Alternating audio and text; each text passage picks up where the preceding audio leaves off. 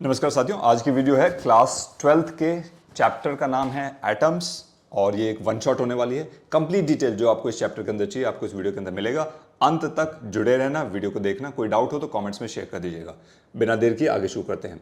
सो देखिए, रदरफोर्ड ने एक एक्सपेरिमेंट किया था। रदरफोर्ड एक साइंटिस्ट था, उसने अल्फा रेस स्कैटरिंग एक्सपेरिमेंट किया था। स्कैटरिंग मतलब फैल जाना, ठीक है, बिखर जाना।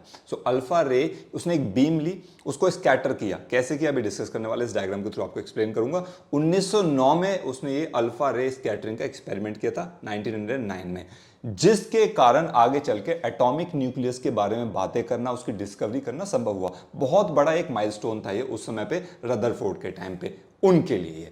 ठीक है जी। सो एक्सपेरिमेंटल सेटअप में क्या था, देखिए उन्होंने चार चीजें मेजर यहां पे बता देता हूं मैं ली। सो दैट वुड बी, ये मैं लेजर चूज कर लेता हूं ब्लू कलर का। Yes, now will start over there. So एक उन्होंने अल्फा सोर्स पकड़ा, ठीक है जी। अल्फा सोर्स मतलब वो पार्टिकल जहां से अल्फा रे निकलेगी, मतलब जैसे कोई ना रेडियो एक्टिव एलिमेंट हो, जैसे रेडियम हो जाए, तो वहां से अल्फा जो रेज हैं वो निकलने वाले हैं। एक गोल्ड फॉइल कंसीडर की, ये गोल्ड फॉइल था और ये अल्फा पार्टिकल का सोर्स था, रेडियो एक्टिव सोर्स जो मैंने लिखा है। ये गोल्ड फॉइल ली, मतलब गोल्ड की फॉइल थी। इसका साइज जो था वो बहुत पतला था, size of few atoms only, मतलब कुछ एटम्स जितनी थिक थी, बहुत ही पतली थी। फिर एक ना एक ZN स्क्रीन थी, ये वाली जिंक सल्फाइड स्क्रीन थी। ये क्या करती है, जैसी अल्फा रे पार्टिकल, ये क्या होगा अभी डिस्कस करेंगे डिटेल में। यहां से अल्फा रे पार्टिकल निकलेंगे सोर्स से, वो जाके स्ट्राइक करेंगे यहाँ पे और इस फॉइल से फिर वो आगे पास करेंगे।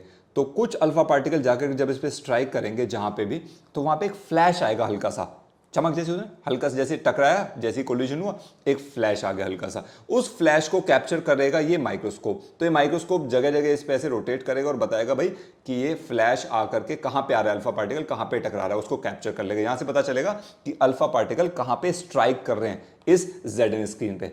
ये था उस माइक्रोस्कोप का काम, ठीक है। सो ये हो गया। अब इसके प्रोसीजर को समझ लेते हैं। देखिए, अल्फा जो सोर्स था वो यहां पे रखा गया लेड शील्ड के अंदर। ये जो लेड शील्ड है, लेड क्या होता है, एक मटेरियल होता है जो अल्फा यानी कि समझो रेडियो एक्टिव पार्टिकल्स को ना एब्जॉर्ब कर सकता है।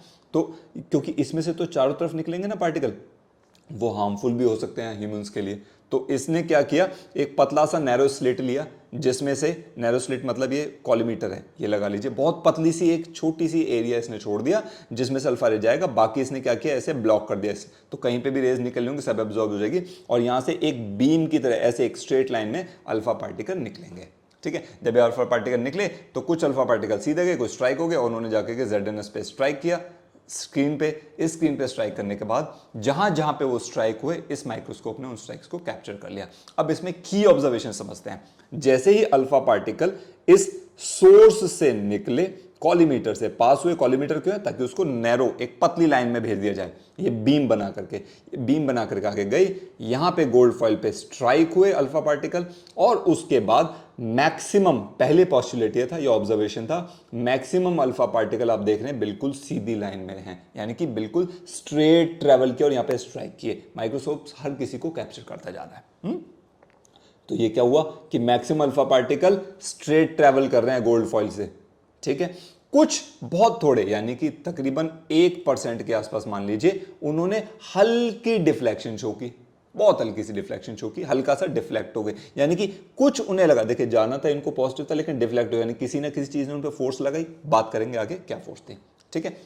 और उसमें से भी लगभग 0.01% के आसपास, बहुत ही कम, 90 डिग्री यानी कि इस तरह से या इससे ज्यादा पे डिफ्लेक्ट हुई। यहां पे शो नहीं किया मैंने, डायग्राम बहुत गंदा हो जाता, मतलब सपोज करो ऐसे हो जाता, ठीक है, ये ऐसे, ठीक है। सो बहुत कम और गिना चुना, मतलब ये मान लो मिलियंस में एक दो, इक्का दुक्का, आपका क्या हुआ, ये सीधा गया और ये ऐसे घूम के वापस आ गया। ये जो मैंने डायग्राम बनाने का प्रयास किया, यही समझाने का प्रयास किया यहां पे, ठीक है। ओनली लाइक 1 in millions ऐसा समझ के चलिए। ये तो हजारों में चल रहा है, वो 1 in millions रिफ्लेक्ट हुई। यानी कि अब इसके बाद हुआ क्या, कुछ कंक्लूजन रदरफोर्ड ने दिए। एक्सपेरिमेंट हमें समझ आ गया क्या हुआ कि atom is mostly empty space. पहला जो कंक्लूजन था रदरफोर्ड का वो क्या था कि जो एटम है ना भाई, वो क्या है, ज्यादातर खाली है, सीधी सीधी लाइनें क्रॉस कर पा रही हैं, अल्फा रेस सीधी सीधी जा रही है, ठीक है। उसके बाद क्या हुआ, अब देखो, जो पार्टिकल इसके पास से, ये रेस तो मैंने यहां पे बनाई, एक्चुअली थोड़ा बड़ा था, ठीक है, जस्ट टू शो यू कि जो पार्टिकल इसके सेंटर के आसपास से निकल रही है, सपोज करो सेंटर अज्यूम कर लेते हैं, है ना,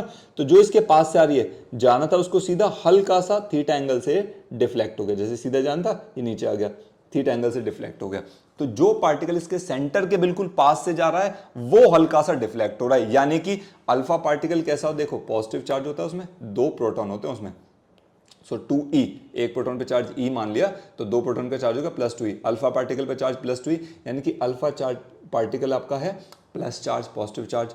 तो पॉजिटिव को कौन डिफ्लेक्ट करेगा, पॉजिटिव को पॉजिटिव चार्ज ही डिफ्लेक्ट कर सकता है ना, रिपल्शन वही करेगा, like charges repel each other, electrostatic पहले चैप्टर में पढ़ा था। तो इस पॉजिटिव चार्ज को पॉजिटिव चार्ज ही रिफ्लेक्ट कर रहा है, यानी कि सेंटर पे ना कुछ ऐसा पॉजिटिव चार्ज है जो इस आने वाले अल्फा पार्टिकल के पॉजिटिव चार्ज को हल्का सा डिफ्लेक्ट कर रहा है इस रेज में। तो ये पता चला जो सेंटर पे ना बहुत छोटा सा, साइज बहुत छोटा है इसका, सेंटर पे बहुत छोटा सा लेकिन बहुत ज़्यादा डेंस, क्योंकि अल्फा पार्टिकल भी थोड़ा हैवी होता है तो उसको रिफ्लेक्ट करने के लिए थोड़ा उससे ज़्यादा ही हैवी पार्टिकल चाहिएगा। तो यानी कि बहुत ज़्यादा डेंस है और छोटा सा पार्टिकल है, वो कोई ना कोई पॉजिटिव चीज़ है। तो ये पता चला कि सेंटर पे, न्यूक्लियस के सेंटर पे, जैसे न्यूक्लियस है इसके सेंटर पे भाई पॉजिटिव चार्ज रखा है। ये दूसरी चीज़ पता चली। और तीसरी चीज़ क्या पता चली, जब हमने बोला कि एटम मोस्टली क्या है, कैसा है, एम्प्टी स्पेस बोला है, यानी कि जो न्यूक्लियस का साइज है वो बहुत छोटा सा है, क्योंकि अगर एटम है वो सारा कैसा है, देखिए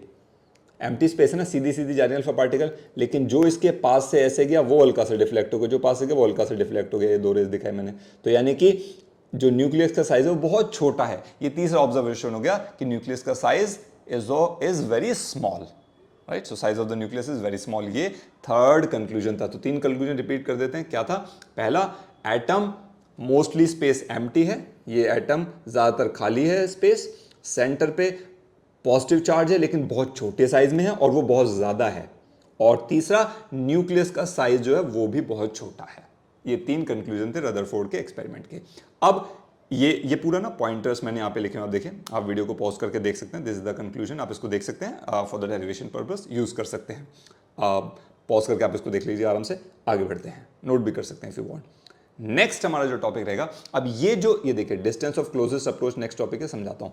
मैंने अभी आपको क्या बताया कि एक पार्टिकल, सपोज मिलियंस में एक पार्टिकल गया सीधा और वो बिना टकराए ही वापस आ गया, क्यों, ये पार्टिकल जा रहा था, इसके पास काइनेटिक एनर्जी थी, तो इसके पास कुछ वेलोसिटी थी, अब वो वेलोसिटी के कारण ये आगे मूव कर पा रहा था, लेकिन यहाँ पर दूसरा बहुत ज़्यादा पॉजिटिव चार्ज रखा हुआ है, यहाँ पे छोटा सा पॉजिटिव चार्ज जा रहा है अल्फा पार्टिकल, तो ये पॉजिटिव पॉजिटिव एक दूसरे को रिपेल करेंगे, तो ये वाला न्यूक्लियस इस पॉजिटिव चार्ज को, अल्फा पार्टिकल को रिपेल करेगा इधर, तो जैसे जैसे इसके पास जाएगा इसकी रिपल्शन बढ़ती जाएगी, उसके कारण क्या होगा, इसकी काइनेटिक एनर्जी धीरे धीरे किस में आ जाएगी, पोटेंशियल एनर्जी में, पोजीशन की वजह से जो एनर्जी होती है उसको बोलते हैं पोटेंशियल एनर्जी, काइनेटिक एनर्जी धीरे धीरे पोटेंशियल एनर्जी में कन्वर्ट होती जाएगी और इसकी स्पीड धीरे धीरे जीरो होती जाएगी सॉरी, एक पॉइंट ऐसा आएगा ये जाकर के रुक जाएगा ऑपोजिशन के कारण, क्योंकि फोर्स लग रहा है ना इस पे, ये जहां पे रुकेगा ना, जितना पास जा पाएगा, ये वाला डिस्टेंस हम मेजर कर लेंगे, ये कि यहां पे रुका है तो गोल्ड फॉइल से, और इस डिस्टेंस का जहां पे इसकी वेलोसिटी जीरो हुई है मेजर कर लिया, इस डिस्टेंस को ही R0 distance of closest approach बोलते हैं।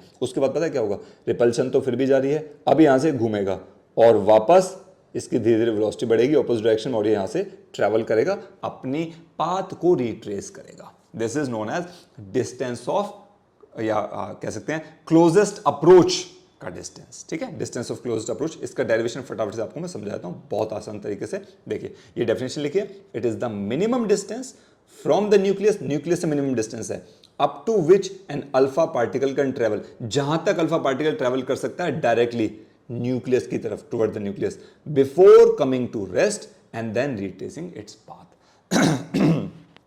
सॉरी, ठीक है। सो रेस्ट में आने से पहले और वापस अपनी पाथ पर उल्टा घूमने से पहले जितना पास चला जाएगा वो R0 कहलाएगा, डिस्टेंस ऑफ क्लोजेस्ट अप्रोच। इसके डेरिवेशन के देखें मैंने पोस्टुलेट्स आपके लिए लिखे पड़े। सपोज करो अल्फा पार्टिकल पे चार्ज है 2e, देखिए एक प्रोटॉन पे चार्ज मान लिया e, प्रोटॉन है पॉजिटिव इसलिए प्लस e मान लिया, अल्फा पार्टिकल में 2 प्रोटॉन होते हैं तो इस पे चार्ज कितना होगा, प्लस 2e, वही हमने लिखा है।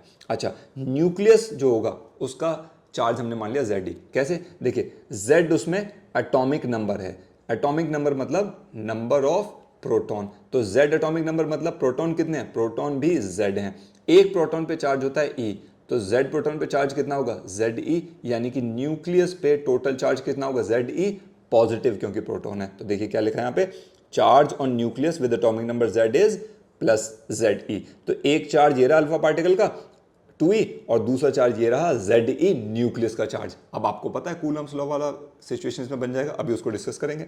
Now mass of alpha particle हमने अज्यूम किया m, और v मान लिया अल्फा पार्टिकल की वेलोसिटी थी, और डिस्टेंस ऑफ क्लोजेस्ट अप्रोच को हमने क्या लिखा, r0 is the distance of closest approach. That is something we need to work on. Again, distance of closest approach को ध्यान रखिएगा, ये वो कम से कम डिस्टेंस है जहां तक अल्फा पार्टिकल गोल्ड फॉइल के पास पहुंच पाया। ठीक है, that's what we have to do now. अब इसके लिए डेरिवेशन के देखिए, कुछ नहीं है, काइनेटिक एनर्जी का मैंने अभी आपको बताया। ठीक है, सो और पोटेंशियल एनर्जी बताया, तो उसके लिए छोटा सा डेरिवेशन यहाँ पे कर देते हैं। मैं ये मार्कर चेंज कर लेता हूँ, let me put it over there blue colour में। तो ये क्या लिखा है, potential at distance r0 due to nucleus of charge Ze is equal to कितना होगा। देखिए ये सपोज करो P पॉइंट है, यहाँ पे Q चार्ज रखा है, ठीक है, A पॉइंट पर, और ये डिस्टेंस R है।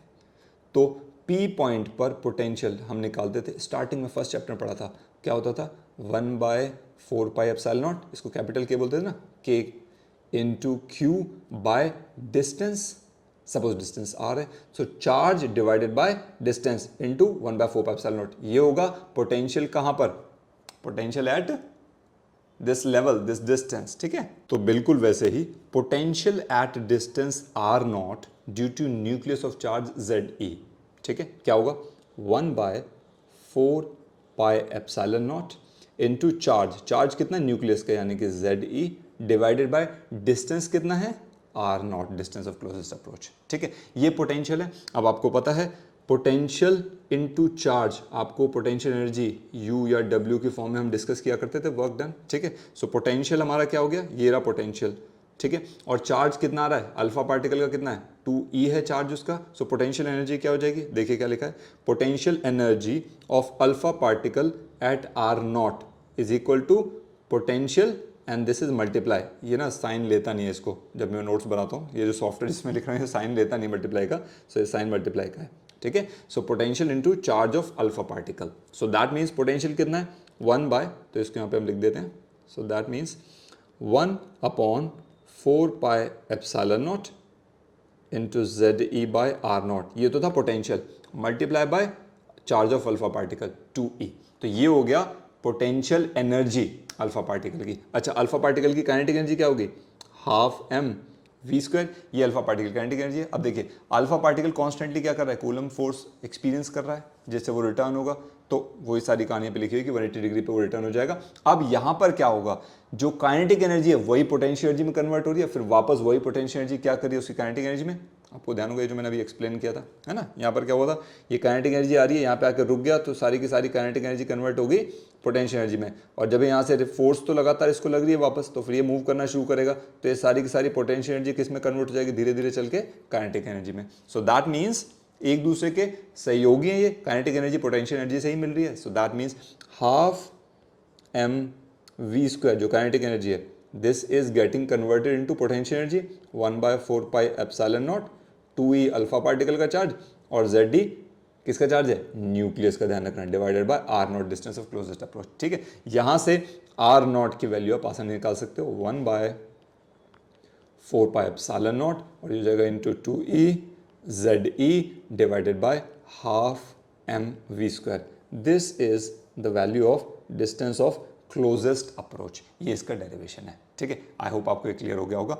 इसके बाद नेक्स्ट टॉपिक आता है इम्पैक्ट पैरामीटर, तो मैं थोड़ी सी इसकी डेफिनेशन बाद में डिस्कस करेंगे, पहले समझा दूं क्या चीज़ है। देखिए दिस इज इम्पैक्ट पैरामीटर। ना होता क्या है कि जो अल्फा पार्टिकल है इसने जाना तो सीधे सीधे था, ये स्ट्रेट अवे, ये अल्फा पार्टिकल की डायरेक्शन है, इसको यहाँ पे जाना था। सपोज यहाँ पे पॉजिटिव न्यूक्लियस है और ये वो एक्सेस है उसके सेंटर से पास करने वाला। ठीक है, तो अल्फा पार्टिकल की ट्रेजेक्ट्री जो पाथ होनी थी वो रास्ता ऐसा होना था। ठीक है, लेकिन अब ये न्यूक्लियस है, ये धीरे धीरे अल्फा पार्टिकल चला कैसे गया, ये इसने डिफ्लेक्ट होकर के ये वाला रास्ता अपना लिया, है ना, इधर चला गया। सपोज कितना थीटा एंगल से वो डिविएट हो रहा है, it is deviated by an angle theta. ठीक है, तो ये डिफ्लेक्ट होने से पहले तक, सपोज यहाँ से डिफ्लेक्ट होना शुरू हुआ है, तो इसका जो एक्सिस है और इसका जो पाथ है ये सीधा सीधा कुछ डिस्टेंस होगा इसके बीच में, है ना, इस डिस्टेंस को ही इम्पैक्ट पैरामीटर बोलते हैं, उसको बी से रिप्रेजेंट करते हैं। किसे रिप्रेजेंट करते हैं? बी से। तो इसको अगर आप डेफिनेशन बोलना चाहें, इट इज द, मैंने यहाँ पे दी हुई है, आप इसको बाद में लिख सकते हैं पॉज करके, it is the perpendicular distance between the path of N incoming alpha particle and the centre of the target nucleus. तो न्यूक्लियस ये था टारगेट, इसका सेंटर ये था एक्सिस, इससे और इसका अनडिफ्लेक्ट मतलब डिफ्लेक्ट होने से पहले जो पाथ था, इन दोनों के बीच में जो परपेंडिकुलर डिस्टेंस है उसी को बोलते हैं इम्पैक्ट पैरामीटर। आई होप आपको ये समझ आ गया होगा। ठीक है, ये मतलब ये बताता है कितना क्लोजली हम स्कैटरिंग प्रोसेस के पहले कितना क्लोजली हम उस न्यूक्लियस तक पहुंच पाए। ठीक है, ये इम्पैक्ट पैरामीटर, इसकी डेरिवेशन ही है, सीधा सीधा एक फॉर्मूला है that you can use over there. मैं यहाँ पे लिख देता हूँ। द फॉर्मूला इज, बी से रिप्रेजेंट करते हैं, B is equals to 1/4 pi epsilon naught into ZE² into cot θ/2, ये एक एक्सप्रेशन है, डिवाइडेड बाय हाफ mv²। ये इन केस न्यूमेरिकल्स में या कंपेटिटिव एग्जामिनेशंस के अंदर आ जाए, so you should be able to answer कि इम्पैक्ट पैरामीटर कैसे निकलता है। देखिए हाफ mv² ZD², सारा पैरामीटर आपको पता है क्या है, ये कोई ना कोई, और जो एंगल होगा, एंगल ऑफ डेविएशन भी आपको दिया गया होगा क्वेश्चन के अंदर। ठीक है, so this was impact parameter. Now अब इसके बाद क्या है, will have a discussion over there. Impact parameter के बाद नेक्स्ट इज, तो आइए अब हम डिस्कस कर लेते हैं की postulates of Rutherford's atomic model. So Rutherford के जो एटॉमिक मॉडल था उसके की पोस्टुलेट्स, 4 पॉइंटर्स यहां पे मैंने नोट किए हैं जो आप यूज कर सकते हैं। देखिए, nuclear model of the atom हमें इससे पता चलता है कैसा था। The atom consist of a central nucleus where most of the mass and all of the positive charge are concentrated. मतलब क्या था, सारा का सारा मास और सारा का सारा चार्ज किस में था? एटम के सेंटर पे सारा का सारा मास और सारा का सारा चार्ज कंसंट्रेटेड था, मतलब मैक्सिमम। ठीक है, क्योंकि इलेक्ट्रॉन का इसमें काउंट नहीं किया गया। ठीक है, the nucleus is tiny compare to the overall size of the atom, मतलब एटम का साइज बहुत बड़ा है और न्यूक्लियस बहुत छोटा है साइज।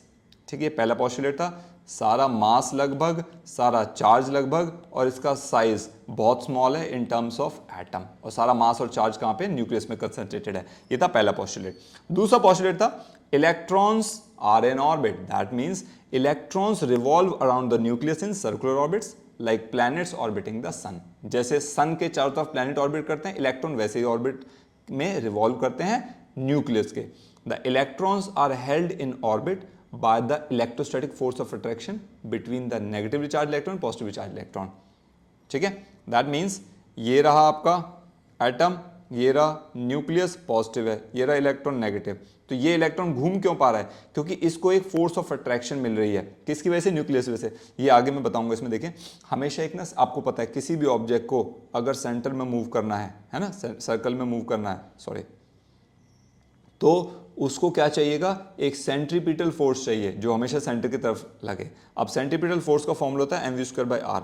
तो ये सेंट्रीपिटल फोर्स मिलेगी कैसे इस इलेक्ट्रॉन को? वही सेंट्रीपिटल फोर्स मिलेगी electrostatic force of repulsion 1/4 pi epsilon not Q1 Q2/r² जो फॉर्मूला था। ये इलेक्ट्रोस्टैटिक फोर्स ऑफ रिपल्शन में क्या करेगी? नेसेसरी सेंट्रीपिटल फोर्स है किसके लिए? इलेक्ट्रॉन के ऑर्बिट में रिवॉल्व करने के लिए, वो इस फोर्स से हमें मिलेगी। ये आगे डिस्कस करेंगे डिटेल में। ठीक है, so this was all about. Now empty space की बात, ये सारा हम भी डिस्कस कर चुके पोस्टुलेट फॉर्म में डिस्कस करने से। Most of the atoms volume is empty, मतलब ज्यादातर एटम कैसे? खाली पड़ा है। अल्फा पार्टिकल इसीलिए तो सीधा सीधा निकल गया एकदम। ठीक है, ये जैसे था ना, तो ज्यादातर एटम खाली पड़ा है, न्यूक्लियस यहाँ पे रखा हुआ, बाकी सारे अल्फा पार्टिकल सीधे चले गए। So size of the nucleus fourth point रहेगा कि साइज बहुत बड़ा होता है एटम का as compare to the nucleus, या जो लिखा है न्यूक्लियस का साइज छोटा होता है as compare to atom. Either ways, किसी भी तरह से आप इसको देख सकते हैं। This means that the nucleus occupies a tiny fraction of atom's volume. Atom के वॉल्यूम का बहुत छोटा सा पार्ट होता है न्यूक्लियस का। ठीक है, leading the conclusion that the rest of the atom is largely empty. और इसी से पता चला कि बाकी का जो एटम है वो सारा का सारा कैसा है? एम्प्टी रहेगा। ठीक है, इन्हीं पोस्टुलेट्स ने फिर आगे जाकर के एटॉमिक थ्योरी के डेवलपमेंट में ना हेल्प की थी। जिसको डिटेल में आगे हायर क्लास में आप लोग पढ़ेंगे। इसके बाद हम पढ़ेंगे लिमिटेशंस भी थी। अब इसकी रदरफोर्ड एटॉमिक मॉडल की लिमिटेशंस भी थी। पहला क्या था? देखो, इसने बोला स्टेबिलिटी ऑफ एटम। अब इन्होंने बोला कि क्लासिकल फिजिक्स है, उसको पता है इलेक्ट्रॉन जो होते हैं वो न्यूक्लियस के चारों तरफ घूमते हैं सर्कुलर ऑर्बिट में। ठीक है, और वो कॉन्स्टेंटली जब इलेक्ट्रॉन ऐसे घूम रहा होता है ना, तो ये कुछ ना कुछ रेडिएशंस, एनर्जी एमिट करता रहता है। इलेक्ट्रोमैग्नेटिक रेडिएशन बोलते हैं उसको, क्योंकि एक्सीलरेशन हो रहा है, एक्सेलरेशन होगा तो उसमें से कुछ ना कुछ इलेक्ट्रोमैग्नेटिक रेडिएशन निकल रही है। अब वो एनर्जी इलेक्ट्रोमैग्नेटिक रेडिएशन लूज कर रहा है, यानी कि एनर्जी लूज कर रहा है। अब अगर वो एनर्जी लूज कर रहा है और उसको एक फोर्स लग रही है, फोर्स ऑफ अट्रैक्शन न्यूक्लियस की तरफ, ये पॉजिटिव है नेगेटिव है, और ये एनर्जी तो लूज करे जा रहा है, तो क्या होगा, ये धीरे धीरे आकर के जो इलेक्ट्रॉन है नेगेटिव वाला एटम के चारों तरफ जो घूम रहा है एटम के ऑर्बिट में न्यूक्लियस के चारों तरफ, ये आकर के क्या करेगा, न्यूक्लियस में फॉल आउट कर जाएगा। ये तो न्यूक्लियस से टकरा जाएगा, इसमें गिर जाएगा, लेकिन ऐसा तो होता नहीं है। तो रदरफोर्ड का मॉडल क्या नहीं बता पाया, ये नहीं बता पाया भाई ये कैसी चीज होंगी। मतलब जैसे ये आपका न्यूक्लियस है, ये रहा न्यूक्लियस हमारे यहाँ पे, ठीक है, ये इलेक्ट्रॉन ऑर्बिट में घूम रहा है एटम के, और ये न्यूक्लियस यहाँ पे रखा है, ये पॉजिटिव है, तो इस पे फोर्स ऑफ अट्रैक्शन लग रही है, इलेक्ट्रोस्टैटिक फोर्स, वो उसको अंदर खींचे जा रही है, ठीक है। लेकिन इलेक्ट्रॉन जो है ये बार बार कॉन्स्टेंटली इलेक्ट्रोमैग्नेटिक रेडिएशंस एमिट कर रहा है, यानी कि कुछ एनर्जी को बाहर एमिट कर रहा है, निकाल रहा है, एनर्जी लूज कर रहा है। एनर्जी लूज करेगा तो इसको जो फोर्स ऑफ अट्रैक्शन वो तो ये कमजोर हो जाएगा, फटाफट से इसको खींच लेगा न्यूक्लियस की तरफ, तो इलेक्ट्रॉन तो आकर के न्यूक्लियस में गिर जाएगा, लेकिन ऐसा नहीं होता। तो रदरफोर्ड का पहला पोस्टुलेट की लिमिटेशन ये होगी, मतलब पहली लिमिटेशन कि भैया वो ये एक्सप्लेन नहीं कर पाए कि एटम स्टेबल क्यों है, ठीक है, पहला। आई होप ये क्लियर होगा। दूसरा है डिस्क्रीट एटॉमिक स्पेक्ट्रा। अब अलग अलग जो एटॉमिक स्पेक्ट्रा उसके ऊपर डिस्कशन नहीं हो पाया। Rutherford model could not explain the discrete line spectra observed in atoms. मतलब एटम्स भी ना कुछ लाइन स्पेक्ट्रा, इसको डिटेल में पढ़ेंगे, ये ऑब्जर्व करता है, लेकिन रदरफोर्ड ये एक्सप्लेन नहीं कर पाया। It failed to account for why atoms emit light of specific frequencies. अलग अलग फ्रीक्वेंसी की लाइट, इसी को स्पेक्ट्रा बोलते हैं, अलग अलग फ्रीक्वेंसी की जो लाइट है उसको एमिट क्यों करते हैं भाई, रदरफोर्ड ही नहीं बता पाया, which means it could not describe the quantization nature of atomic energy level. ये डिटेल में आगे पढ़ोगे, ठीक है, सो मतलब हायर क्लासेस में पढ़ेंगे डिटेल में। सो एटम एनर्जी रिलीज करता है, ठीक है, तो यानी कि वो किस फॉर्म में, कुछ लाइट की फॉर्म में रिलीज करता है, एमिट करता है, यानी कि लाइट और जो होती है ना वो अलग अलग फ्रीक्वेंसीज की होती है। रदरफोर्ड का मॉडल ये एक्सप्लेन नहीं कर पाया कि एटम अलग अलग फ्रीक्वेंसी की लाइट है उसको एमिट क्यों कर रहा है, क्या कारण है। ये उसका हो गया डिस्क्रीट एटॉमिक स्पेक्ट्रा की लिमिटेशन, नहीं बता पाया। तीसरा पॉइंट है no explanation of chemical properties. अब इससे क्या हुआ, the model did not explain chemical properties and behaviours of atom. ये अब उनके बिहेवियर और केमिकल प्रॉपर्टी को एक्सप्लेन नहीं कर पाया। इट लैक्ड, इसमें कमी थी, insight into electron distribution, how this relates to chemical bonding and reactivity. वो पता है ना एसपीडीएफ लेवल होते हैं, है ना, केमिस्ट्री में आपने पढ़ा होगा, मैं केमिस्ट्री में नहीं जाऊंगा, I come back straight away to the physics. तो वो जो अरेंजमेंट ऑफ इलेक्ट्रॉन्स हुआ उस एटम के अंदर अलग अलग लेवल्स पे, उनके द्वारा उनकी जो केमिकल प्रॉपर्टीज डिसाइड हुई, इनके बारे में रदरफोर्ड का ये एक्सपेरिमेंट कुछ नहीं बता पाया। तो ये एक तीसरी लिमिटेशन इसको काउंट की गई। और चौथा क्या था, it was an incomplete description.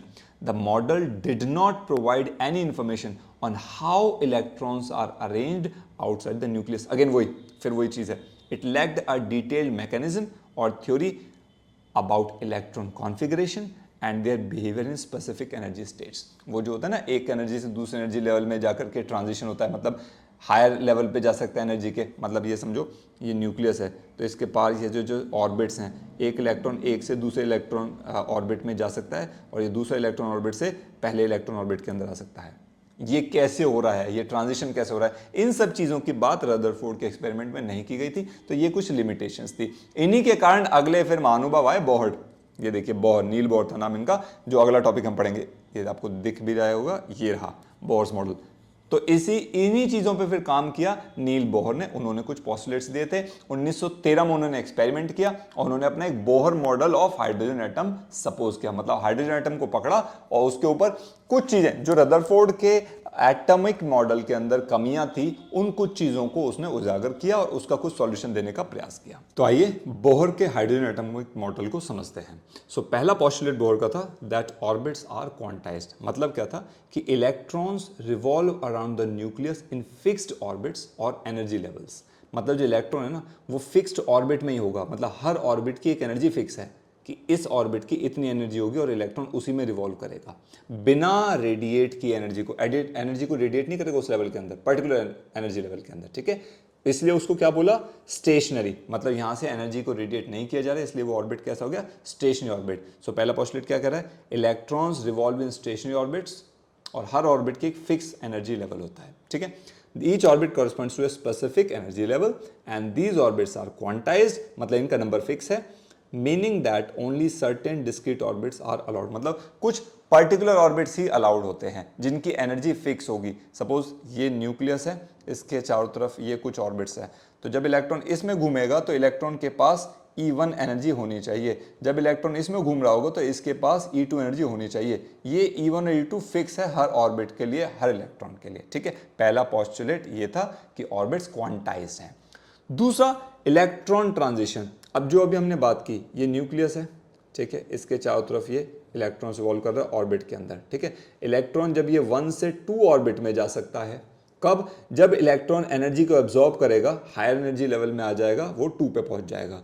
अगर वो 2 से एनर्जी को रिलीज कर देगा तो वापस 1 पे आ जाएगा। ये एनर्जी ट्रांजिशन कहलाता है। तो ये जब भी करता है ना, ये एनर्जी को लूज और गेन करेगा फोटॉन्स की फॉर्म में। आपको पता है light travels in the form of photons पढ़ा था, E = h न्यू आपने पढ़ा था, है ना, E = h न्यू, ये एक इक्वेशन थी, आई एम श्योर आपको केमिस्ट्री में याद हो गई, हम पढ़ चुके, 11th में पढ़ा था आपने, ठीक है। सो यहां से जो ये जो एनर्जी होगी ना h न्यू, ये क्या होगा? सपोज E1 उसका एनर्जी लेवल इनिशियल था माइनस E2 उसका एनर्जी लेवल फाइनल था। मैं एक एग्जांपल लिया खाली, ठीक है। सो इनिशियल माइनस फाइनल आपको क्या देगा?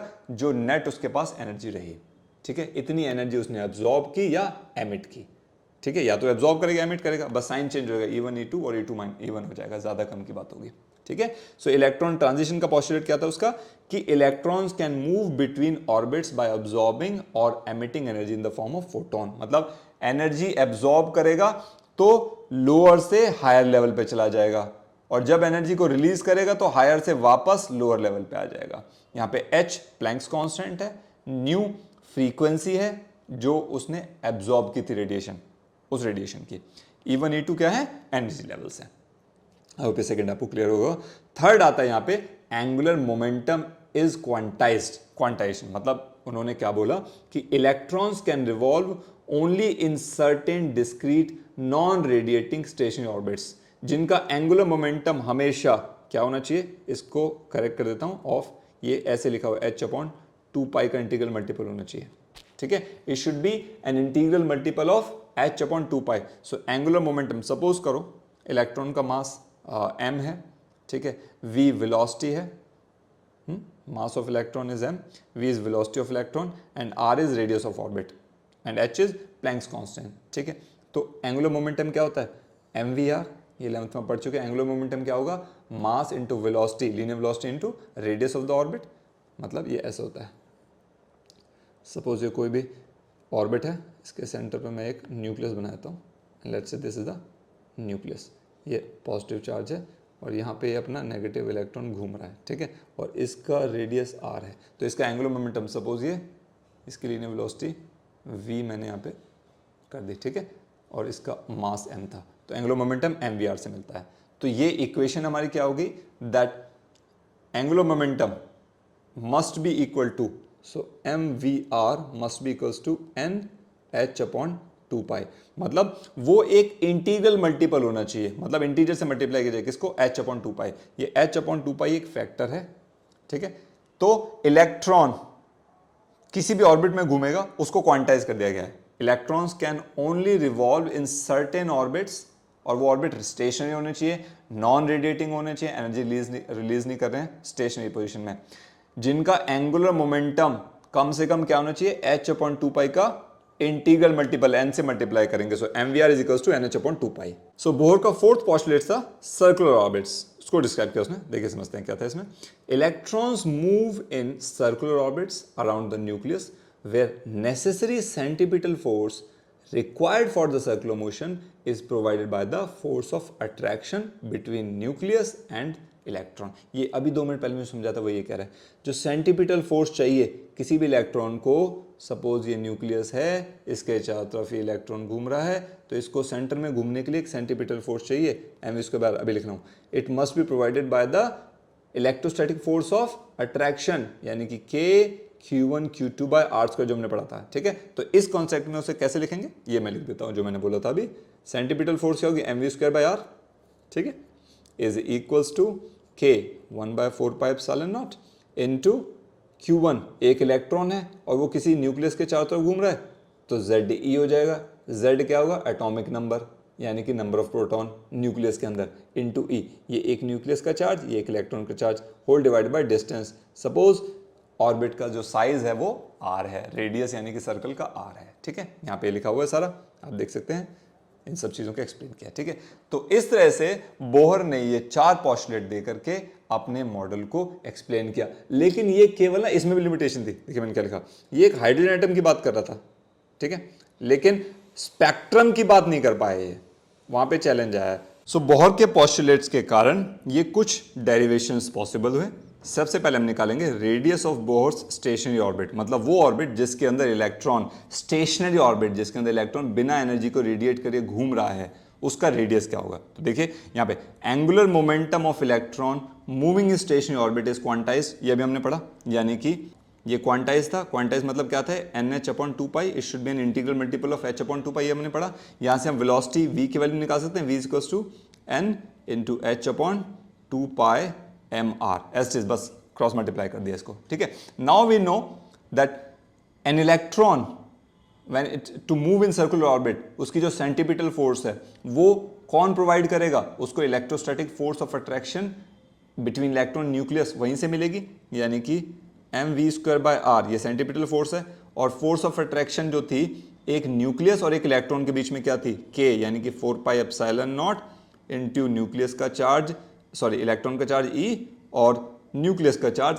ZD, और डिवाइडेड बाय द डिस्टेंस, दोनों के बीच में डिस्टेंस r था तो r² आ जाएगा, ठीक है। नाउ पुटिंग दीज वैल्यूज, अब एक काम करो, यहाँ पे जो वैल्यू v की थी ना, ये मैं लिख देता हूँ, so putting v is equals to NH/2π mr, इस इक्वेशन में, ऊपर वाली इक्वेशन में, ठीक है, इसमें पुट कर, देखो ये v की वैल्यू निकाली थी ना, ये वैल्यू यहाँ पे पुट कर देंगे, ठीक है। So what I will get over here, so I get m into NH/2π mr, थोड़ी कैलकुलेशन ध्यान से करनी होगी इसमें, होल स्क्वायर हो जाएगा, डिवाइडेड बाय v की वैल्यू पुट किए r is equals to 1/4πε0 EZE divided by r²। इसको और थोड़ा फर्दर सॉल्व कर देते हैं, सो ये ऐसा हो जाएगा, स्क्वायर खोल दो, mn²h² डिवाइडेड बाय, ये हो जाएगा आपका r into 4π² m² r² is equals to, this will be how much, 1/4πε0 हो जाएगा, और इधर हो जाएगा, इसको मल्टीप्लाई कर दो, ZD², E से ही मल्टीप्लाई हो जाएगा ना, बाय r², ठीक है। अब देखो यहाँ से r² से r² कैंसिल हो जाएगा, एक r ये बचेगा, सो इस r को उधर ले जाते हैं, बाकी सारे इधर ले आएंगे, सो r इज इक्वल टू क्या हो जाएगा, n² h² divided by Z πe²m, ये आ गया आपका radius of stationery orbit. Bohr का जो पोस्टुलेट था कि वो स्टेशनरी ऑर्बिट जिसमें इलेक्ट्रॉन घूम रहा होगा उसका रेडियस क्या होगा, ये होगा n²h²ε0/Z πe²m, ठीक है जी। So this is our first derivation. फिर आता है वेलोसिटी का derivation, so will do it over here. Now velocity of Bohr stationary orbit, मतलब जब इलेक्ट्रॉन बोहर के स्टेशनरी ऑर्बिट में घूम रहा है तो उसकी वेलोसिटी क्या होगी। अगेन फॉर्मूला हम वही यूज करेंगे, कॉन्सेप्ट जो नेसेसरी सेंटीपिटल फोर्स है, यानी कि mv²/r, ये किसके द्वारा मिल रही है हमें, electrostatic force of attraction between electron and nucleus, so 1/4πε0 EZE divided by r², यही था। अब यहां से r की वैल्यू क्या हो जाएगी, यू नो दैट 1/4πε0 ZE², ये मल्टीप्लाई कर दिया, ध्यान से देखना, mv², इसको ना इक्वेशन नंबर 1 में मान लेता हूं, ठीक है, अज्यूम कर लेते हैं। अब आपको पता है, यहाँ पे will put it over, space है, yes we can put it over. So यहाँ से देखो, आपको पता है अभी एंगुलर मोमेंटम क्वांटाइज्ड है, सो यहाँ पे लिख देते हैं, we know that angular momentum is quantized, है ना, अभी पढ़ा था, यानी कि mvr must be equals to NH/2π, quantize मतलब एक इंटीजर बता दिया, किसका मल्टीपल, H/2π का। सो यहाँ से r की वैल्यू आपको पता है क्या निकलेगी, NH/2πmv, ऊपर हम पढ़ चुके हैं थोड़ी देर पहले ही, इसको इक्वेशन नंबर 2 मान लिया, ठीक है। अब देखो, फ्रॉम 1 and 2 दोनों साइड r है, ये भी r की वैल्यू, ये भी r की वैल्यू, इक्वेट कर दो बस। So 1/4πε0 ZE² divided by mv² must be equals to NH upon 2πmv। कुछ छोड़ा तो नहीं मैंने, आई गेस लिख दिया, ठीक है। यहां से एक काम देखो, ये v है, v² है, सो इस v को इधर ले जाएंगे राइट में और इस स्क्वायर से एक v कट जाएगा। सो फाइनल देखो क्या बचेगा, v इज इक्वल्स टू, ये 2 से 2 कट जाएगा, yes, so this will be 1/2ε0, ठीक है, और ZE² बाय NH। अच्छा, अब हाइड्रोजन के लिए, for hydrogen atom, hydrogen atom के लिए क्या था, देखिए Z की वैल्यू जो एटॉमिक नंबर है वो क्या होगा, 1 होगा ना, नंबर प्रोटॉन, न्यूक्लियस में एक ही प्रोटॉन होता है उसमें, तो Z की वैल्यू 1 हो जाएगी। तो यहाँ पे ऊपर Z की वैल्यू 1 पर पुट कर दो हाइड्रोजन के लिए। So V is equals to 1/2ε0 E² by NH। ये क्या हो गई, ये वेलोसिटी होगी इलेक्ट्रॉन की, कब, स्टेशनरी ऑर्बिट में जब इलेक्ट्रॉन घूम रहा होगा, ठीक है। आई होप आपको क्लियर होगा। कोई भी डाउट हो कमेंट से मुझसे पूछना, मैं एक्सप्लेन करूंगा। यहां से आगे चलते हैं एनर्जी के ऊपर। सो नेक्स्ट इज, जब इलेक्ट्रॉन घूम रहा है उसमें, सो बोहर स्टेशनरी ऑर्बिट में घूम रहा है, तो उसकी कुछ एनर्जी भी होगी। So that's what this is, electron revolving in the orbit, ठीक है, possesses 2 टाइप ऑफ एनर्जी। एक तो काइनेटिक होगी, हाफ एम v², ये वाली, ठीक है, ये 1 है पूरा, ठीक है। क्यों होगी, इलेक्ट्रॉन की वेलोसिटी, ये भी हम सब डिस्कस कर चुके हैं। For an electron to move in circular orbit आपको क्या चाहिए, सेंटीपिटल फोर्स किसके इक्वल होना चाहिए, electrostatic force of attraction between electron and nucleus. So centripetal force हो जाएगी मेरी mv²। अब देखो एक बार आपने कर लिया, वही कॉन्सेप्ट हर जगह लग रहा है, तो बहुत आसान है लर्न करना, समझना बस एक बारी। Is equals to 1/4πε0 EZE by r², ये इलेक्ट्रोस्टैटिक फोर्स होगी। तो यहाँ से एक काम करो, मैं ना mv² इधर छोड़ रहा हूँ, बाकी r को उधर जाऊंगा, कैंसिल हो जाएगा। सो दिस बिकम्स k, 1/4πε0 को k लिख देते हैं वापस, थोड़ा शॉर्ट हो जाएगा यार, मतलब काफी बार 1/4πε0 लिखना पड़ रहा है। सो ZE² बाय r हो गया। तो यहाँ पे दोनों साइड हाफ से मल्टीप्लाई कर दो, half mv² equals to half k ZE² by r हो जाएगा। इसको इक्वेशन नंबर 3 मान लेते हैं, ठीक है। तो ये हो गई काइनेटिक एनर्जी। अब दूसरी तरह की एनर्जी मैंने बताया था, दूसरी होगी पोटेंशियल एनर्जी। सो देखिए, इलेक्ट्रॉन जब रिवॉल्व कर रहा है उसमें, तो उसके पास पोजिशन की वजह से उसकी पोटेंशियल एनर्जी भी होगी। पोटेंशियल क्या होगा, हमने स्टार्टिंग में निकाला था जब ये चैप्टर शुरू किया था, कि किसी भी पॉइंट पर r डिस्टेंस पर ZE न्यूक्लियस की वजह से पोटेंशियल कितना होगा, k, यानी कि 1/4πε0 इंटू चार्ज, पोटेंशियल का charge ZD divided by distance, r distance पे, ठीक है। V is equals to KQ by R, ये आपने इलेक्ट्रोस्टैटिक जब स्टार्ट में चैप्टर पढ़ते थे वहां से आ गया, ठीक है। K की वैल्यू 1/4πε0, Q की वैल्यू न्यूक्लियस का चार्ज है ZD, और डिस्टेंस कितना है, ऑर्बिट का साइज मान लो, radius, radius in the fact size की जो बात कर रहे हैं, R, ठीक है। अब पोटेंशियल है तो पोटेंशियल एनर्जी क्या होगी, पोटेंशियल इनटू चार्ज कर दो, ठीक है। सो पोटेंशियल एनर्जी क्या हो जाएगी, this becomes equals to 1/4πε0 ZE by R into में माइनस ई, क्यों माइनस क्यों लगा, क्योंकि इलेक्ट्रॉन आ रहा है, पोटेंशियल एनर्जी माइनस ही लगा दिया, ठीक है। So this becomes how much, ये इसको मैं नीचे लिख देता हूं, दिस इज इक्वल्स टू, ये हो जाएगा आपका माइनस, ये जो वैल्यू थी ना, देखो 1/4πε0, इसको k लिख देते हैं वापस से, और ये हो जाएगा ZE² बाय R, ठीक है। इसको इक्वेशन नंबर 4 मान लेते हैं, ऊपर वाली इक्वेशन से। So now once it is there, अब आपको पता है फ्रॉम इक्वेशन 3 एंड इक्वेशन 4, देखिए 3 और 4 में क्या हो रहा है, टोटल एनर्जी क्या होगी, total energy of electron in orbit क्या होगी, वो होगी kinetic energy plus potential energy. Kinetic energy हमने अभी निकाली, देखिए इक्वेशन 3 एक बार रिव्यू कर लीजिए, ये रहा, half k ZD² bye R, ठीक है। So this is half k ZE² by R, ये काइनेटिक एनर्जी होगी, plus potential energy, potential energy कितनी है अभी निकाली, ये रही equation number 4, minus k ZE² by R। तो आप देखिए क्या हो रहा है, आधे में से एक जा रहा है, आप देखेंगे हाफ आगे लगा ना, so this equals to what, minus half k ZE² by R। So ultimately this will be the total energy of the electron, ठीक है। अब यहां पे आपको पता है क्या, R की वैल्यू थी ना एक, हमने R की वैल्यू निकाली थी। सो नाउ अभी दिखा देता हूं, now putting R is equals to n² h² ε0 upon Z π E² m, ठीक है, इस इक्वेशन में पुट कर दो। सो टोटल एनर्जी ई की वैल्यू, ये सारा सॉल्व करके ना मैं फाइनल इसमें लिख देता हूँ, देखिए ये मैंने सॉल्व कर रखा है यहाँ पे। So that is equals to, ये आएगी -21.76 इंटू 10 की पावर -19, ये तो आएगी इसकी वैल्यू, ठीक है। और ये साथ में होगा इसके z² अपॉन n², और ये जूल में होगी इसकी वैल्यू, ठीक है, ये आती है। इसमें क्या किया हमने, प्लैंक्स कांस्टेंट की वैल्यू पुट किया, एप्सिलॉन नॉट की वैल्यू पुट किया, पाई की वैल्यू पुट किया, इलेक्ट्रॉन का जो चार्ज होता है 1.6 इंटू 10 की पावर -19 उसकी वैल्यू पुट किया, और मास होता है इलेक्ट्रॉन का 9.1 इंटू 10 की पावर -31 kg। ये सारी वैल्यूज पुट करके सॉल्व करके, ठीक है, ये मैंने लिख रखा है यहाँ पे ऑलरेडी साइड में से, फटाफट लिख दिया।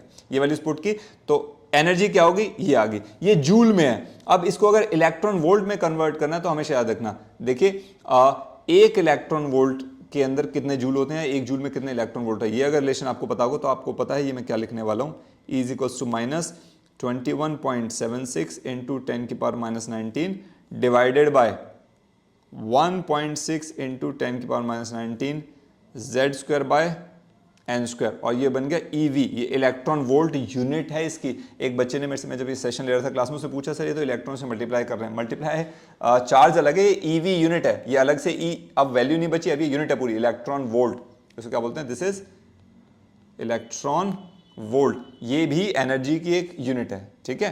That means 1 joule is equals to how much, और 1 electron volt is equals to how much, आप इसको लिख सकते हैं 1 electron volt is equals to 1.6 into 10 की पावर -19 जूल, आप इसको ऐसे लिख सकते हैं, ठीक है। तभी तो देखिए जूल से कन्वर्ट किया हमने इसको इलेक्ट्रॉन वोल्ट में, तो डिवाइड कर दिया 1.6 इंटू 10 की पावर -19 जूल से। ये रिलेशन याद रखना बहुत इंपॉर्टेंट है, ठीक है। तो आप इसको करेंगे सीधा सीधा 13 something minus 13.6 z² upon n² electron volt, ये आ गई हमारी एनर्जी की वैल्यू, टोटल एनर्जी कब, इलेक्ट्रॉन जब स्टेशनरी ऑर्बिट में घूम रहा होगा, ये किसी भी पार्टिकल के लिए। अब अगर ये हाइड्रोजन की हम बात कर रहे हैं तो आपको पता है फॉर हाइड्रोजन Z की वैल्यू 1 होती है, एटॉमिक नंबर 1 हो जाता है, that means E is equals to -13.6 divided by n² electron volt, ये है हाइड्रोजन की। इसी के बेसिस पे ना वो जो लाइन स्पेक्ट्रा की बात होती है वो आगे हम डिस्कस करने वाले होती है। तो आई होप आपको एनर्जी लेवल यहाँ पे समझ आया होगा। आइए अगला पढ़ते हैं, एटॉमिक स्पेक्ट्रा। देखिए एटॉमिक स्पेक्ट्रा क्या है, इसको बहुत सिंप्लीफाई करने की कोशिश की है, डेफिनेशन को समझते हैं, इसका मतलब क्या है।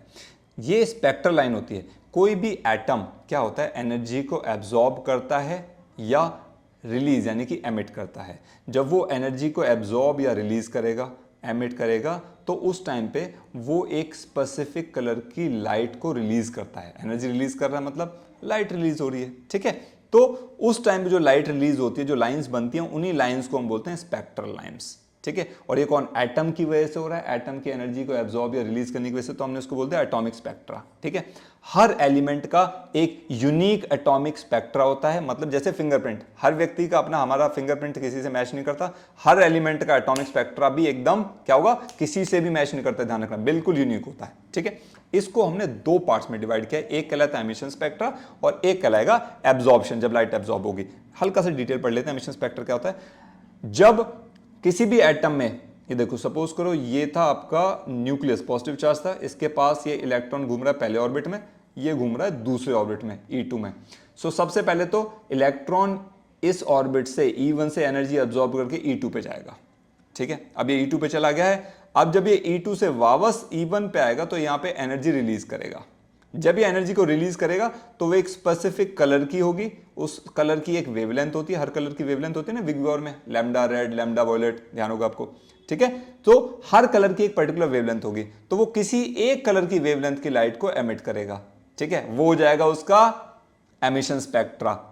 कब हो रहा है, जब वो लाइट को, उस कलर की लाइट को, उस कलर के वेवलेंथ की लाइट को एमिट कर रहा है, रिलीज कर रहा है, और क्या कर रहा है, हायर से लोअर, E2 से E1 एनर्जी लेवल पे वापस आ रहा है। यही ये पूरी कहानी लिखी गई है, ठीक है।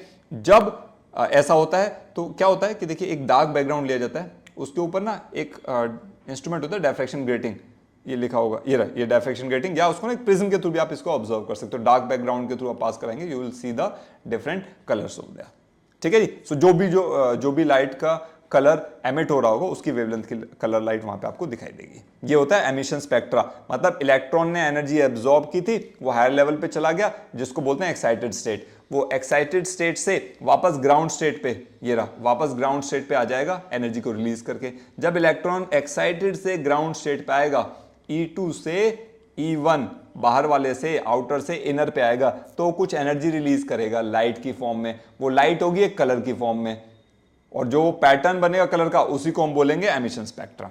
अब ये तो हो गया एमिशन। अब एब्जॉर्प्शन होता है, दूसरा क्या होता है, किसी भी सब्सटेंस में से जब लाइट पास करते हैं तो उस सब्सटेंस के अपने एटम्स होते हैं। ये लाइट पास कर रहे हैं तो यहां पे एटम्स है अपने, वो एटम्स इस लाइट को एब्जॉर्ब करते हैं। पर्टिकुलर ये वाला एटम कुछ कलर को यूज करेगा, ये कुछ, हर कलर को एब्जॉर्ब करेगा हर एटम, यानी कि हर इलेक्ट्रॉन। तो वो क्या होगा, लाइट को एब्जॉर्ब कर लिया। अब जो कलर एब्जॉर्ब हो जाएगा, अगर सामने हम स्क्रीन लगा दें तो वो कलर यहां पे दिखेगा नहीं, अगर एक अगेन प्रिज्म वगैरह से पास करे तो, है ना। तो जो कलर एब्जॉर्ब हो गया वो कहलाएगा उसका एब्जॉर्प्शन स्पेक्ट्रम। मतलब क्या होता है कि डार्क ब्रांड के रूप में दिखाई देगा। मतलब ये तो था एमिशन, ये था एमिशन, ये एमिशन, ये तीन कलर इनका एमिशन हो गया, ठीक है। अब इसके बीच में ना ये डार्कनेस होगी, ठीक है, यानी कि कोई एक कलर होगा, जैसे विबग्योर है, उसमें से एक कलर मिसिंग होगा, तो ये वो वाला कलर है, उसकी लैम्डा है, उसकी वेवलेंथ है जो एब्जॉर्ब हो गया, इसी को हम बोलेंगे एब्जॉर्प्शन स्पेक्ट्रम। फिर एक और यहां पे कोई डार्क आएगा, जो कलर एब्जॉर्ब हुआ होगा, उसी की वेवलेंथ का यहाँ पे स्पेक्ट्रम बनेगा, उसको बोलेंगे एब्जॉर्प्शन स्पेक्ट्रम। मैं बहुत ही सिंपल, मतलब एक ना बच्चे को भी समझा जाएगा उस भाषा में प्रयास कर रहा हूँ, ज्यादा टेक्निकल यूज नहीं कर रहा, तो मेरे हिसाब से समझ आनी चाहिए, रटना नहीं है। मैंने देखा स्टूडेंट्स के बार आते हैं रट लेते हैं, स्पेक्ट्रम की डेफिनेशन क्या है, एमिशन क्या है, एब्जॉर्प्शन क्या है, इसको समझना है, ठीक है। सो ये एब्जॉर्ब जो लाइट हो गई है, ठीक है, वो वाला हमने स्पेक्ट्रम बना दिया। भाई ये कलर के लाइट यहाँ पे दिख नहीं रही है, तो ये कलर एब्जॉर्ब हो गए, ये उनकी वेवलेंथ होगी, ABCD कुछ भी, तो ये सारे क्या हो गए, एब्जॉर्प्शन स्पेक्ट्रम हो गए। आई होप आपको समझ आएगा। तो समरी में मैंने लिखा एमिशन स्पेक्ट्रा क्या है, ये वेवलेंथ है जो लाइट एमिट की जा रही है एटम्स के द्वारा। एब्जॉर्प्शन स्पेक्ट्रा क्या है, ये वेवलेंथ है जो लाइट यानी कि जो कलर एब्जॉर्ब किया जा रहा है एटम्स के द्वारा। आई होप इसके साथ आपका ये एटॉमिक स्पेक्ट्रा बहुत चैलेंजिंग होता है लोगों को, पर शायद आपको भी मैंने प्रयास किया है, उम्मीद करता हूं आपको समझ आई होगी। कोई डाउट हो तो प्लीज मेंशन कीजिए कमेंट्स में, उसको एक्सप्लेन करूंगा। तो देखिए अब ये स्पेक्ट्रल लाइंस और स्पेक्ट्रम को समझने के बाद अगली इंपॉर्टेंट चीज हम पढ़ते हैं, कुछ इसमें ना कांस्टेंट यूज करने वाले हैं, उसके बारे में बात करते हैं। देखिए आपने पढ़ा था अभी H nu is equals to E2 minus E1। मैंने अभी बोहर वाले कॉन्सेप्ट में जब समझा रहा था, एनर्जी डिफरेंस दो लेवल्स का ये था, एक एनर्जी लेवल से दूसरे एनर्जी लेवल का। और मैं ज्यूम कर रहा हूँ आप ये कॉन्टिन्यूसली वीडियो देख रहे हैं, बीच में मत देखना, समझ नहीं आएगा, स्टार्टिंग से एंड तक देखो, ना समझ आए मुझे आके मिलना, स्पेशल इंडिविजुअल क्लास दूंगा, नहीं समझ आया तो मेरे को ऐसा लगता नहीं है, ठीक है, नहीं मिल पाओगे ऑनलाइन दूंगा individual, don't worry, put it in comments now. So H nu is equals to E2 minus E1 था। तो ये जो वैल्यू थी, देखो E2 की वैल्यू क्या थी, मैं यहाँ पे मैं वैल्यू पुट कर रहा हूँ, ध्यान ना, -2 pi square m k square z square e⁴ divided by n2 square h square plus E1 की वैल्यू क्या होगी, 1 और 2 रख रहा हूँ खाली एनर्जी की वैल्यू में, ठीक है। ये देखो मैं दिखा दूँ क्या कह रहा हूँ। सो अभी शो कर दूंगा, शो यू, पहले वैल्यू पुट कर दूं, 2 pi square m k square z square e⁴ divided by n1 square h square, ठीक है। इसको जब आप सॉल्व करते हैं, अच्छा न्यू क्या होता है, न्यू होता है c by lambda.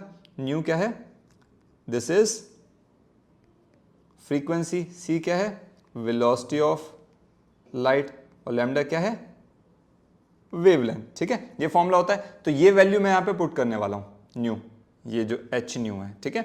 So H into new की value c by lambda put कर दी, ठीक है।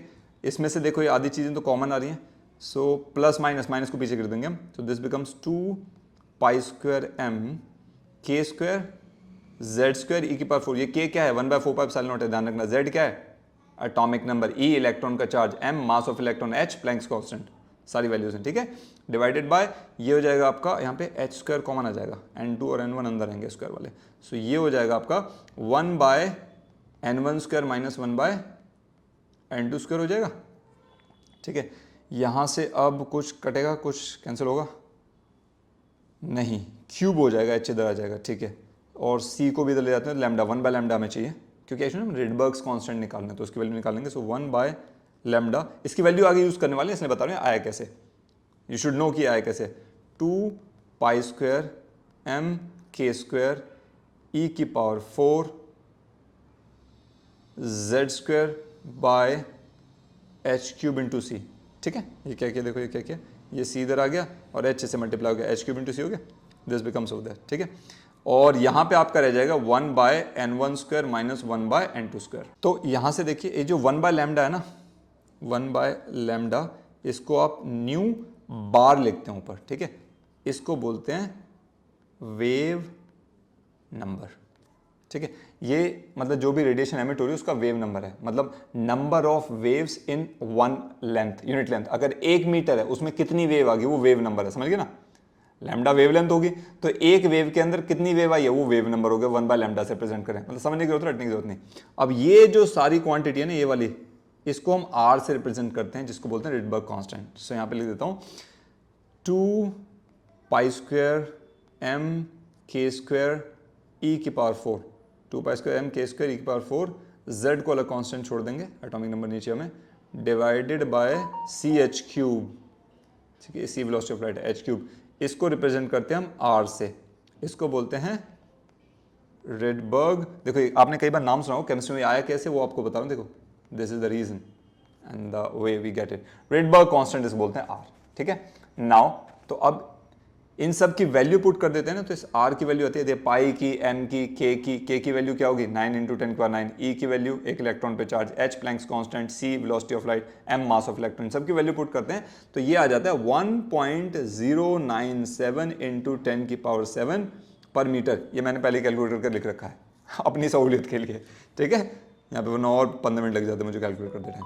So this is equals to Rydberg's constant, value होती है 1.097 × 10⁷ पर मीटर। ये आपने याद रखना है, वेव नंबर एक तरह का, ठीक है। सो यहां से अगर आप देखना चाहो, सो वेव नंबर क्या हो जाएगा, ये वैल्यू मैं पुट कर दूं ऊपर इस इक्वेशन के अंदर, ठीक है। So this becomes R into Z square, बच गया था ना हमारे वाला, ये जेड बच गया था, एटॉमिक नंबर हर एटम का अलग अलग होगा, इस वजह से R Z square 1 by n1 square minus 1 by n2 square आ गया वेव नंबर, ठीक है। इसको और हल्का सा कर लेते हैं, अगर हम हाइड्रोजन की बात कर रहे हैं, केवल अगर आप हाइड्रोजन की बात करोगे, सो क्योंकि हम इसमें केवल हाइड्रोजन स्पेक्ट्रम पढ़ने वाले हैं, हाइड्रोजन Z की वैल्यू 1 होती है, तो ये आपका क्या हो जाएगा, देखो जी, वेव नंबर न्यू बार या 1 बाय लैम्डा, ये 1 बाय लैम्डा ही चला रहा है, ध्यान रखना, is equals to R into 1 by n1 square 1 by n2 square. अब पता है इस ही फॉर्मूले को यूज करके हम वो जो अलग अलग सीरीज आपने सुना होगा, लाइमन, बामर, पेस्टन, पीफंड, ये सब जो सीरीज हैं उनमें यूज करने वाले हैं। ये रिडबर्ग कांस्टेंट है, इसकी वैल्यू आप याद रखिएगा, और ये ठीक है, ये एक बेसिक आपको करवाना आवश्यक था, मैंने आपको समझा दी ये आया कहां से सॉरी।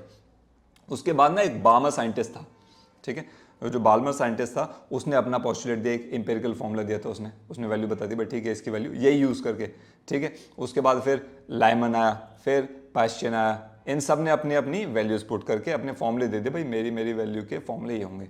इन सब में एन की वैल्यू पुट करते गए, उन्होंने उन सब की फॉर्मुलेशन करती गई, ठीक है। सो बोहर ने इन सब की फॉर्मुलेशन के ऊपर कुछ पोस्टुलेट दिए, ठीक है। बोहर ने जो पोस्टुलेट दिए, मतलब एक्सप्लेनेशन दी रादर देन हाइड्रोजन स्पेक्ट्रम की, उसी को बोलते हैं Bohr's spectral series of hydrogen atom, ठीक है। सो यहाँ पे मैं लिख देता हूँ, और ये इंपॉर्टेंट है, यहाँ से एनर्जी लेवल डायग्राम आपका आने वाला है।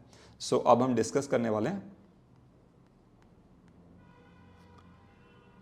बोहर्स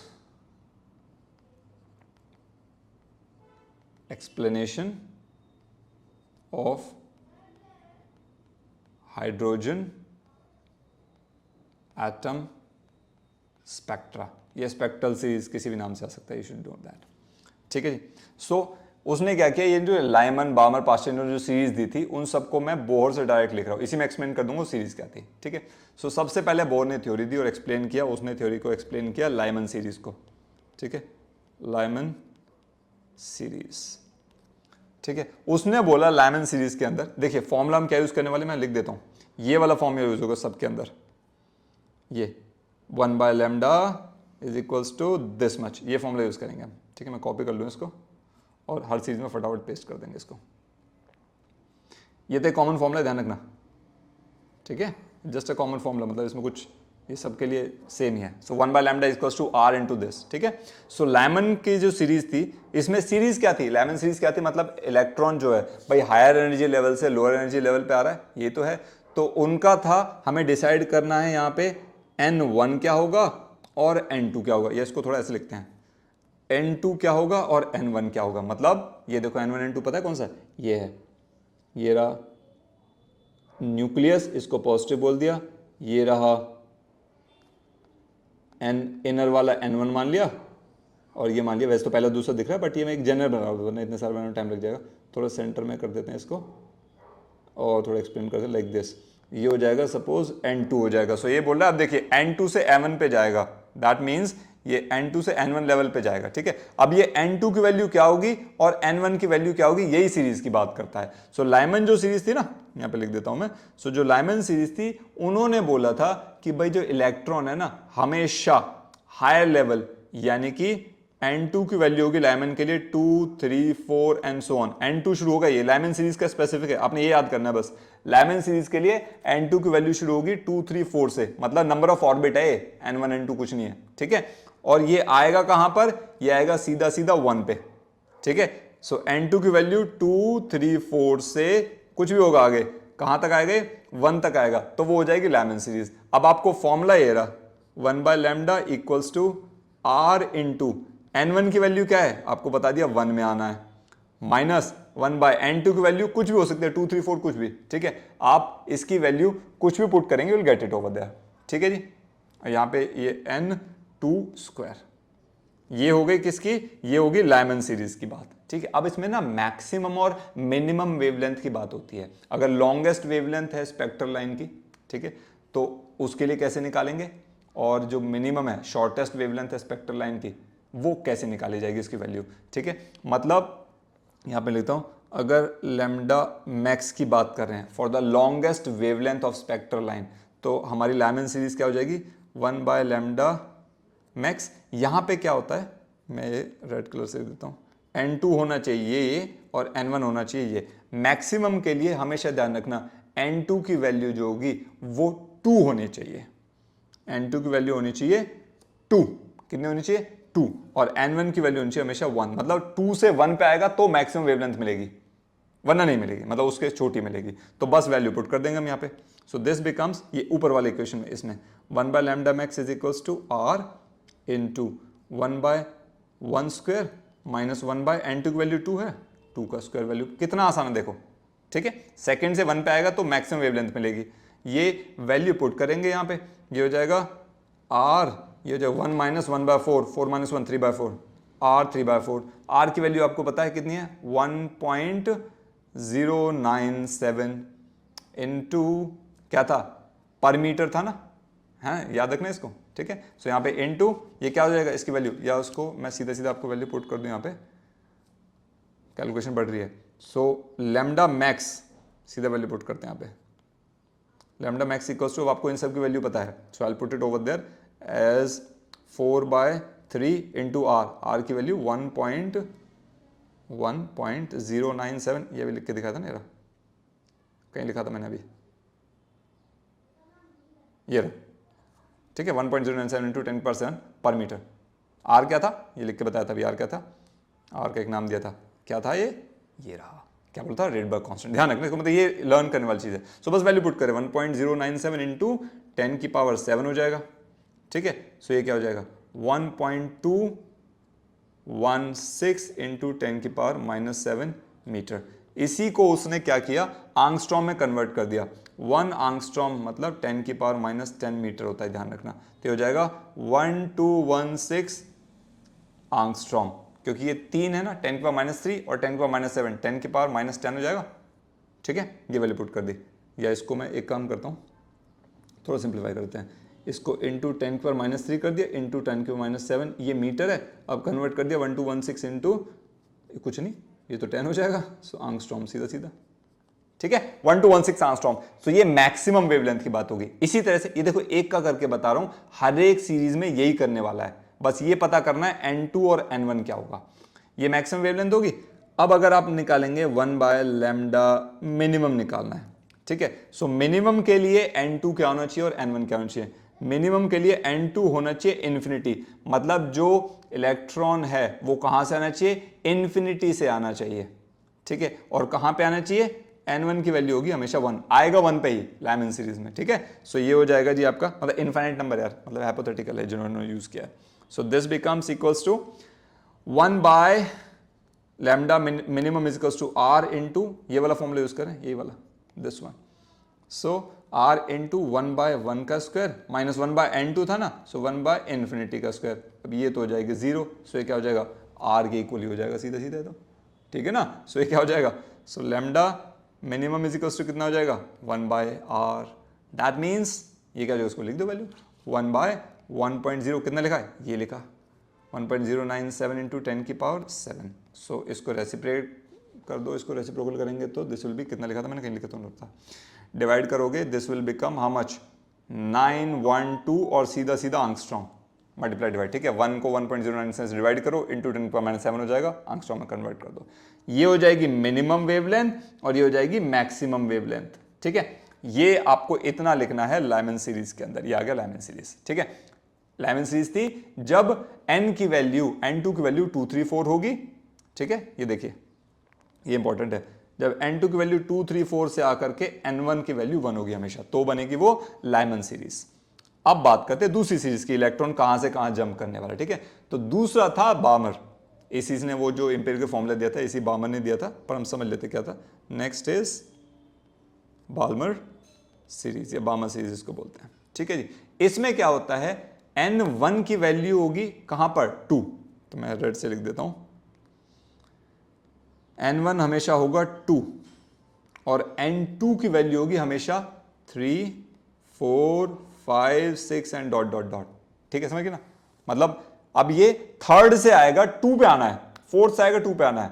तो जब 1 फर्स्ट ऑर्बिट में आना था वो था लाइमन, अब आना है सेकंड ऑर्बिट में बामर पे, ठीक है। अगेन न्यू बार जो है, मार्कर चेंज कर लेते हैं, ठीक है। सो फॉर्मूला आपका वही रहेगा 1/λ या nu bar is equals to, ये हो जाएगा आपका r इंटू 1/n2 की वैल्यू क्या होगी निकालनी है, 1 माइनस 1 यहाँ पे कोई वैल्यू आ जाएगी। तो सपोज करो जब आप इसकी वैल्यू 2 3 4 लोगे, सो यहाँ पे वैल्यू पुट करोगे n2 का स्क्वायर और n1 की वैल्यू हमेशा 2 रहेगी, तो 2 का स्क्वायर, ठीक है। n2 की वैल्यू यहाँ से यूज करते जाएंगे। इसी तरह से इसका भी लैम्डा बाल्मर के लिए लैम्डा बी, इसको लिखते हैं लैम्डा बी मैक्स के लिए m लिख दिया, ठीक है। मिनिमम तो वो भी आ जाएगा, उसमें सेम आएगा, ठीक है। सो बाल्मर के मैक्स नीचे लिख देते हैं मैक्स, ठीक है। बुक में भी ऐसे लिखा था शायद, yes. Lambda B max is equals to, इसकी वैल्यू होती है 6563 एंगस्ट्रॉम, ठीक है। रटने की जरूरत नहीं, ये तो मैंने लिख लिया था जस्ट आपको एक्सप्लेन करने के लिए, आगे नहीं करने वाला मैं। और लैम्डा बी मिनिमम की वैल्यू होती है 3646 एंगस्ट्रॉम, ठीक है। मिनिमम मैक्सिमम अगेन मिनिमम के लिए क्या करेंगे आप, इसको इन्फिनिटी पे पुट कर देंगे, n2 की वैल्यू इन्फिनिटी, ठीक है। ये क्या होगा, यहाँ पे मैं इसको ऐसे लिख देता हूँ, मिनिमम के लिए n2 की वैल्यू और n1 तो हमेशा 2 रहेगी, मैक्सिमम के लिए n2 की वैल्यू और n1 हमेशा, उल्टा बोल रहा हूँ मैं एक्चुअली, ठीक है। n1 हमेशा 2 रहेगी, चाहे मिनिमम है चाहे मैक्सिमम, ठीक है। और यहाँ पर जो n2 की वैल्यू होगी वो यहाँ पे वैल्यूज हमें निकालनी होंगी। तो देखिए मैक्सिमम के लिए n2 की वैल्यू क्या होनी चाहिए, कम से कम 3, और मिनिमम के लिए n2 की वैल्यू क्या होनी चाहिए, इन्फिनिटी, ठीक है। बिल्कुल जैसे पहले किया था, यहाँ पे मैक्सिमम के लिए 2 से इन्फिनिटी, यहाँ पे मैक्सिमम के लिए 3 और मिनिमम के लिए इन्फिनिटी, ठीक है। ये n2 की वैल्यू हो जाएगी बाल्मर सीरीज में। इसी तरह से फिर अगली जो सीरीज थी, अच्छा इसमें एक और इंपॉर्टेंट चीज़ है, ये देखें कि भाई ये कौन से रीजन में, जैसे विजिबल लाइट होती है, इंफ्रारेड लाइट होती है, अल्ट्रावायलेट लाइट होती है ना। तो यहाँ पे ये जो आया था, this was ultraviolet region, ये जो स्पेक्ट्रम आया था लाइट थी, ये अल्ट्रावायलेट रीजन की स्पेक्ट्रम थी, ठीक है। बाल्मर सीरीज की जो हमने बात की, ये आई थी विजिबल लाइट की, ठीक है। This was in visible light, जो सीरीज थी वो विजिबल लाइट के रीजन में फॉल कर रही थी, ठीक है। अब हम पढ़ेंगे अगला, थर्ड होने वाला है, that is passion series, PASCHEN, I hope spelling सही लिखी हो मैंने, प्लीज चेक कर लीजिएगा विद डिस्क्लेमर, ठीक है। पैशन सीरीज अगेन, अब यहां पे वही n1 n2 पता करना आपको। तो देखिए पैशन के लिए वही कलर चेंज कर देते हैं, n1 हो जाएगा अब 3, n1 की वैल्यू जब पहला ऑर्बिट था लाइमन, ऑर्बिट 2 आया बाल्मर, ऑर्बिट 3 आया पैशन, 3 कर दिया हमने, ठीक है। अब n2 की वैल्यू यहां पे चेंज होगी कि n2 से वो इलेक्ट्रॉन थर्ड में आएगा, तो n2 की वैल्यू कहां से कहां तक आएगी, 4 5 6 7 डॉट डॉट डॉट, n2 से n1 जाएगा। इलेक्ट्रॉन हायर ऑर्बिट 4 से 3 पे जा सकता है, 5 से 3 पे, 6 से 3 पे, 7 से 3 पे, ऐसे पैच चेंज जाएगा। ठीक है, अगेन अब इसका अगर आप रिडबर्ग फॉर्मूला वाला यूज करेंगे, bar wave number nu bar 1 by lambda is equals to r into 1 by n1 की वैल्यू आपको पता है अब हो जाएगी 3, सो 3 का स्क्वायर माइनस 1 बाय n2 का स्क्वायर, n2 की वैल्यू लिख दिया, 4 5 6 से शुरू होगा। ठीक है, अब इसके अंदर भी आपको लैम्डा, अब मुझे आगे वैल्यूज लर्न नहीं है इसकी, बुक में टेबल दे रखा होगा, आप इसे कर सकते हैं, कैलकुलेट भी कर सकते हैं, मुझे आवश्यकता नहीं लग रही, इसे मैंने आज तक नहीं लर्न की, आप कर सकते हो, मना नहीं कर रहे, don't follow what I am doing. Lambda P max, ठीक है, सो पैशन मैक्स से इसको मैं बोल रहा हूँ, सो पैशन, क्योंकि आगे पी फंड्स भी आने वाला है, या उसको पीएफ कर दूंगा। ठीक है, लैम्डा पैशन मैक्स जो रहेगा उसके लिए आपको क्या निकालना है, एक तो आपको चाहिए यहाँ पे इसकी n2 की वैल्यू क्या होगी, क्योंकि n1 तो होगा उसके लिए अब 3। ठीक है, और दूसरा आप यहाँ पे लिखेंगे लैम्डा पैशन मिनिमम, तो इसमें भी आपको क्या चाहिए, n2 की वैल्यू क्या होनी चाहिए, n1 तो रहेगा इसमें भी 3। ठीक है, सो देखिए अभी हमने क्या बात की, n2 क्या होगा, कम से कम 4 होना चाहिए, है ना, नियरेस्ट ऑर्बिट से आएगा तो जो वेवलेंथ है वो ज्यादा रहेगी, मतलब वेवलेंथ कम हो जाएगी, सॉरी वेवलेंथ मैक्सिमम रहेगी। ठीक है, और वेवलेंथ कम हो जाएगी जब वो कम से कम इन्फिनिटी पे जाएगा, तो इन्फिनिटी पे होगा तो वेवलेंथ कम हो जाएगी। ठीक है, ये वैल्यूज रख करके आप लैम्डा पी मैक्स और लैम्डा पी मिनिमम निकाल सकते हो। इस इक्वेशन पुट करनी है, बस वैल्यू रखो और पुट कर जाओ, कैलकुलेट कर लो। ये हो गया पैशन सीरीज। आई होप अब आपको ये सीरीज लेवल समझ आ रहे होंगे क्या है, अब थोड़ी सी ये टेढ़ी खिचड़ी नहीं बची होगी। मैं कोशिश कर रहा हूँ सिंप्लीफाई करने की, कोई चूक हो जाए तो मुझे बताइएगा, मैं कोशिश करूँ फिर से सुधारने की। एनीवेज नंबर 4 की बात करते हैं। पैशन के बाद आए थे ब्रैकेट भाई साहब, so that was Brackett series. ये सारे ना साइंटिस्ट के नाम पे डिस्कवर हुए थे, जिन्होंने डिस्कवर किया उन्होंने अपने अपने नाम पे सीरीज रख दी। ठीक है, अब इसमें क्या होगा, देखो एक एक बढ़ता जा रहा है ना, बिल्कुल वही जैसे हमने पैशन में किया था वही ब्रैकेट में करेंगे। तो यहां पे हो जाएगा n2 की वैल्यू, अब हो जाएगी n2 की वैल्यू, पहले n1 की वैल्यू, n1 की वैल्यू हो जाएगी 4, 2 3 4 ऐसे बढ़ता गया ना, इसकी होगी 4, तो n2 क्या होगा, इससे एक हायर, 5 6 7 8 9 10 11, यहां से आ सकता है, इन्फिनिटी से कहीं से भी आ सकता है ऑर्बिट से। ठीक है, ये ब्रैकेट सीरीज होगी। अब इसके अंदर भी आप फॉर्मूला वही यूज करेंगे, wave number 1 by lambda is equals to r 1 by, अब हो जाएगा 4 का स्क्वायर माइनस 1 बाय n2 का स्क्वायर, n2 शुरू होगा 5 से मिनिमम से। इसी तरह से आप यहाँ पे भी लैम्डा बी आर मैक्स कर रहा हूँ ब्रैकेट के लिए, क्योंकि बाल्मर के लिए बी था खाली। ठीक है, ये निकाल देंगे आप, और लैम्डा बी आर मिनिमम निकाल देंगे। देखो बहुत आसान है, टफ नहीं होना चाहिए। किसी को टफ लग रहा हो तो मुझे कमेंट करके बता जरूर देना है, वरना मेरी मेहनत खराब रहेगी। मेरा प्रयास ये है कि आप लोगों को जो इस वीडियो को देख रहे हैं आपको ये चीजें सॉल्व हो, क्योंकि सही बता दूं जब मैं पढ़ता था मुझे धेले का समझ नहीं आता है। टीचर बहुत अच्छे थे, मैं नहीं समझ पाया था, मेरी कमी थी। लेकिन जब मैंने समझाना शुरू किया तब मुझे समझना पड़ा कि हाँ अगर टीचर बनना तो समझना पड़ेगा। और फिर जब मैंने देखा तो बहुत आसान था, यानी कि जब मैं आज से 20 30 40 वर्ष पहले जब पढ़ रहा था कभी, उस समय पे मैंने जो दिक्कत की थी वो क्या थी, समझ नहीं पाया था चीज़ों को। सो मैं नहीं चाहता कि आपके जैसा मेरा कोई भी साथी इसकी वजह से इसको ना रटना नहीं यार, बहुत आसान, इट्स वेरी सिंपल। ठीक है, सो अगेन मोटिवेशन से वापस आते हैं। n2 की वैल्यू, n1 की वैल्यू 4 रहेगी, यहाँ पे भी n1 की वैल्यू 4 रहेगी, और यहाँ पे n2 की वैल्यू मैक्सिमम के लिए n2 की वैल्यू क्या चाहिए, नियरेस्ट हाईएस्ट, 4 के बाद 5 है, 5वें ऑर्बिट से चौथे पे आना चाहिए, तो लैम्डा मैक्सिमम रहेगी। मिनिमम के लिए इन्फिनिटी, बहुत दूर से आकर के चौथे पे आएगा तो वो मिनिमम लैम्डा रहेगा। ठीक है, ये होगी ब्रैकेट। और इसके बाद इसका अर्थश्री पी फंड सीरीज का था।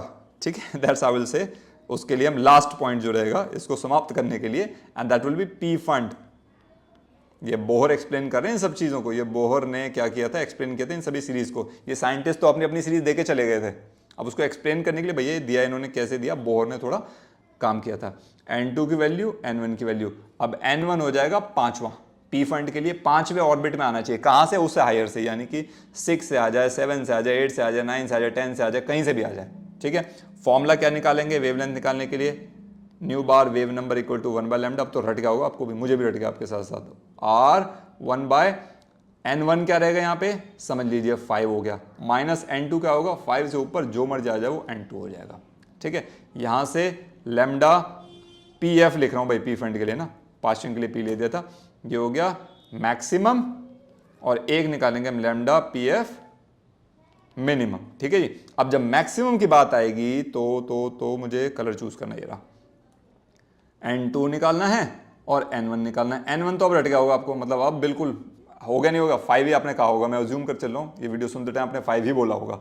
और N2 क्या होगा, जस्ट मैक्सिमम के लिए N2 क्या चाहिए, ऑर्बिट से जस्ट ऊपर वाला, तो N2 6 होना चाहिए। और मिनिमम के लिए सबसे दूर, इन्फिनिटी, सुदूर क्षेत्र से लेके आ जाओ, इन्फिनिटी से आएगा तो पी फंड सीरीज में जो वेवलेंथ होगी वो मिनिमम आएगी। तो साथियों ये वो सीरीज थी, ठीक है। आशा करता हूं आप लोगों को ये समझ आई होगी। थोड़ा एफर्ट लगाया मैंने इसमें, थोड़ा सा ना ट्वीक किया लैंग्वेज से भी, and I hope you have enjoyed this thing, ठीक है जी। इसके बाद अब लास्ट आता है एनर्जी लेवल डायग्राम।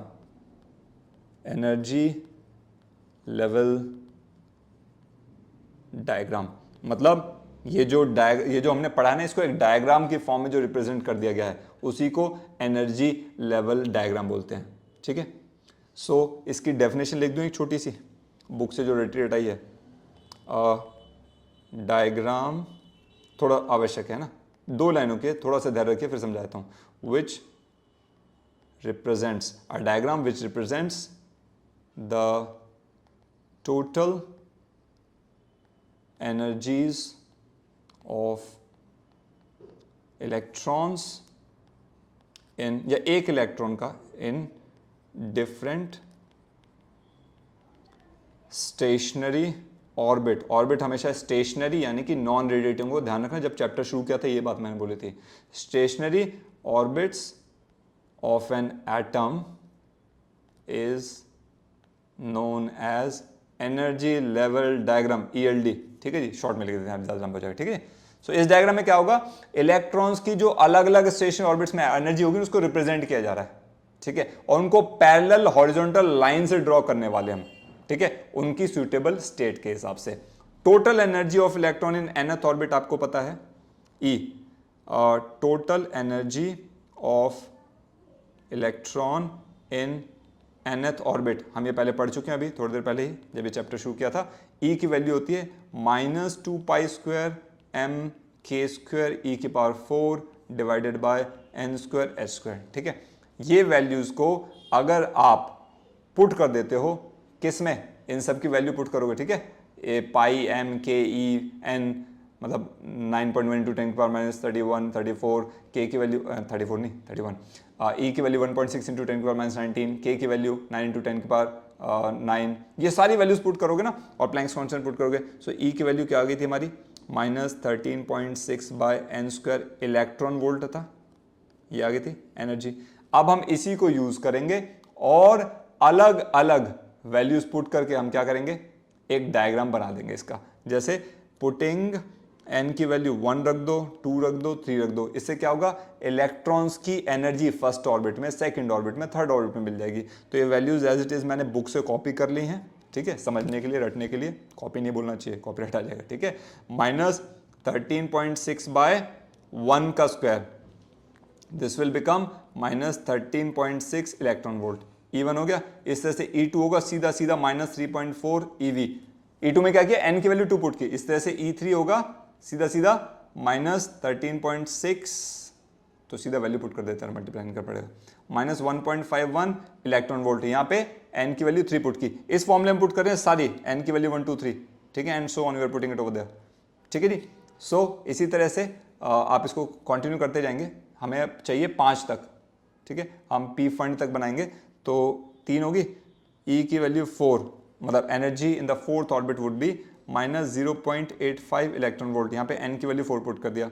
फिर E5 हम करेंगे, that will be -0.54 electron volt हो गया, ठीक है। ये 5 तक मैं पी फंड तक बनाने वाला हूँ, ठीक है। n की वैल्यू यहाँ पे 1 2 3 4 से लेकर के 5 तक हमने बना दी है, ठीक है। Lyman series, Balmer series, Paschen series, Brackett series और पी फंड सीरीज तक हम बनाएंगे, ठीक है। लिमिट क्या होगी, लास्ट में इन्फिनिटी पुट कर देना, ठीक है, डॉट डॉट डॉट सीधा इन्फिनिटी। जब आप निकालोगे ना इन्फिनिटी वाला जो एनर्जी लेवल होगा इन्फिनिटी ऑर्बिट में, उसकी वैल्यू हो जाएगी 0 इलेक्ट्रॉन वोल्ट, क्योंकि n की वैल्यू जब इन्फिनिटी पुट करोगे तो 0 हो जाएगा ना, किसी चीज को इन्फिनिटी से डिवाइड करोगे। सो इसको करके एक डायग्राम बनाया दिया जाता है। ये डायग्राम मैं फटाफट से स्केल आउट कर दूंगा आपके लिए, 1 सेकेंड बस दीजिए मुझे। तो साथियों मैंने वीडियो की रिकॉर्डिंग बंद करके फटाफट से डायग्राम बना लिया। इसमें टाइम लगा, कम से कम 15 मिनट 10-15 मिनट लग गए इसको समझ के बनाने में। सो देखिए इसमें क्या किया है, मैं थोड़ा सा आपको समझा दूं पहले ब्लू मार्कर से। मैंने क्या किया, ये -14 से 0 तक के लेवल बना दिए, ठीक है। ये 14-15 लाइन खींच दी, क्योंकि मुझे एक तो 0 लेवल चाहिए इन्फिनिटी होने पे, है ना। ये देखो यहाँ पे 0 चाहिए, और एक मुझे क्या चाहिए -13.6, तो मैंने यहाँ पे -14 ले लिया बेस के लिए। -14 से 14 ऐसे मैंने एक लाइनों के -14 -13 इलेक्ट्रॉन वोल्ट -12 ऐसे -10 9 इस तरह से करके 0 तक चले गया, ठीक है। ये सब इलेक्ट्रॉन वोल्ट में एनर्जी लिखी गई है। अब पहला जो मेरा था लाइमन सीरीज का जो एनर्जी थी वो -13.6 है, उसके बाद -3.4, फिर -1.51, -0.85, -0.54। उसके बाद मैंने क्या किया, एक ये दूसरा मार्कर लिया ग्रीन कलर का, और मैंने यहां पे सबसे पहले लाइमन सीरीज का मार्क कर दिया, ठीक है जी। ये एक लाइन ड्रॉ कर दी, ये लाइमन सीरीज होगी। एन की वैल्यू 1 थी लाइमन के लिए, उसके बाद एन की वैल्यू 2 थी बाल्मर सीरीज के लिए, उसकी एनर्जी आई थी -3.4। ये देखो यहाँ पे दिखा हुआ -3.4, मैंने यहाँ पे -3.4, 3 और 4 के बीच में 3.4 ले लिया इलेक्ट्रॉन वोल्ट। एक लाइन ये ड्रॉ कर दी बाल्मर के लिए। उसके बाद एन की वैल्यू 3 थी पैस्चन सीरीज के लिए, एक लाइन ड्रॉ करी, और उसकी एनर्जी थी मेरी, ये देखिए -1.51, -1.51 इसके बीच में कहीं पे होगा, मैंने यहाँ पे मार्क कर दिया -1.51, ठीक है। उसके बाद मैंने एनर्जी की वैल्यू फोर्थ जो टर्म थी हमारी ब्रैकेट सीरीज के लिए, ये रहा ब्रैकेट सीरीज, n = 4 यहाँ पे लिखा, एक लाइन खींच दी।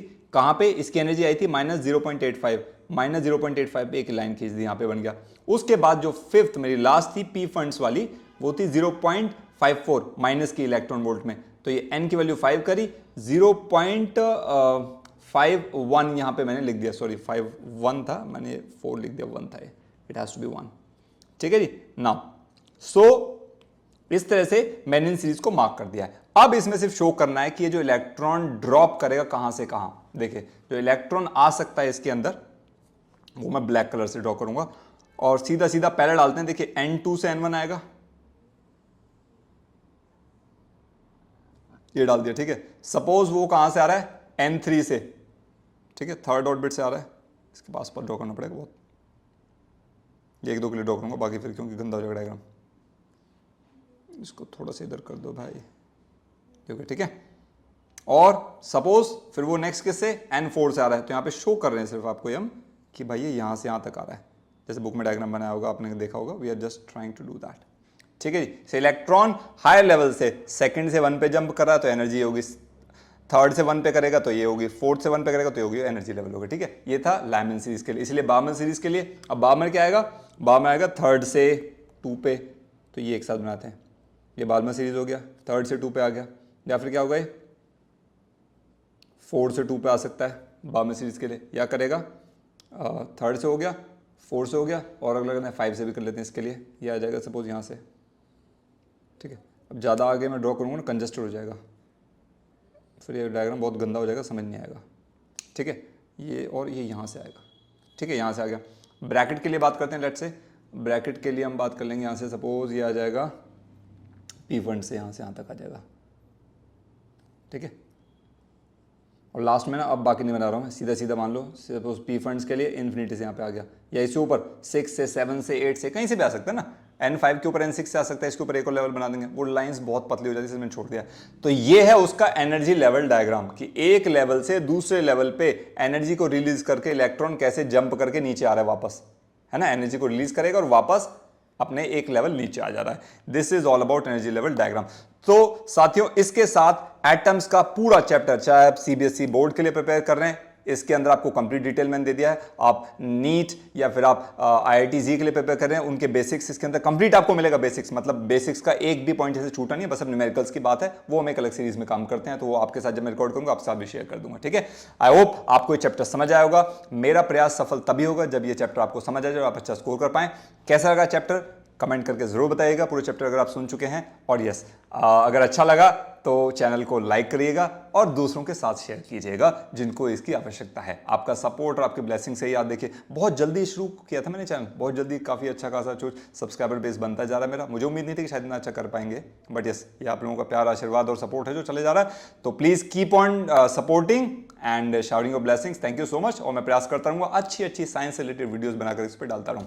सब्सक्राइब अगर नहीं किया है तो सबसे पहला काम सब्सक्राइब कर लीजिए। नमस्कार, अगली वीडियो में फिर से मिलेंगे एक नए टॉपिक के साथ। Take care.